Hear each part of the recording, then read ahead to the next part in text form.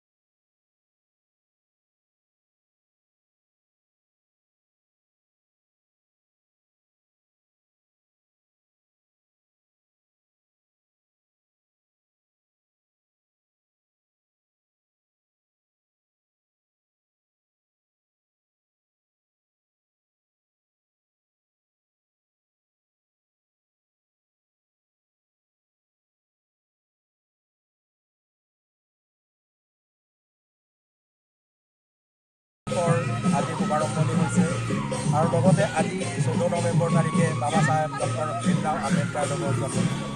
আজি সদৌ অসম ৰবিদাস যুৱ ছাত্ৰ পৰিষদৰ উদ্যোগত বিভিন্ন জিলাত আৰু লগতে ৰবিদাস সমাজৰ অন্যান্য সংগঠনৰ লগতে অন্যান্য অনুসূচিত জাতি সংগঠনসমূহ আম্বেদকাৰ দেৱৰ জন্মোৎসৱ বিভিন্ন ঠাইত পালন কৰি আহিছে। ডিব্ৰুগড় জিলাৰ ৰবিদাস যুৱ ছাত্ৰ পৰিষদেও বকুল চাহ বাগিচাৰ বাঁশবাৰীত এই জন্মোৎসৱ উদযাপন কৰিছে। এই জন্মোৎসৱৰ লগত সংগতি ৰাখি ছাত্ৰ ছাত্ৰীসকলৰ মাজত চিত্ৰাংকন প্ৰতিযোগিতা অনুষ্ঠিত হৈছে আৰু ইয়াত এটা নৱসংযোজন হৈছিলে যে আমাৰ সংগঠনৰ পতাকাৰ লগতে ভীম পতাকা ইয়াত উত্তোলন কৰা হৈছে আৰু লগতে আমাৰ বিশিষ্ট ব্যক্তিসকলে এই অনুষ্ঠানত আম্বেদকাৰদেৱৰ জীৱন সম্পৰ্কে আলোকপাত কৰে, তেখেতৰ জীৱন আৰু সংঘৰ্ষৰ ওপৰত।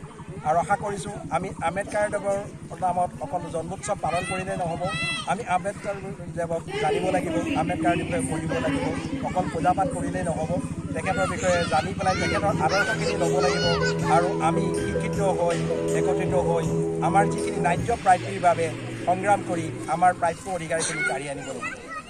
ধন্যবাদ।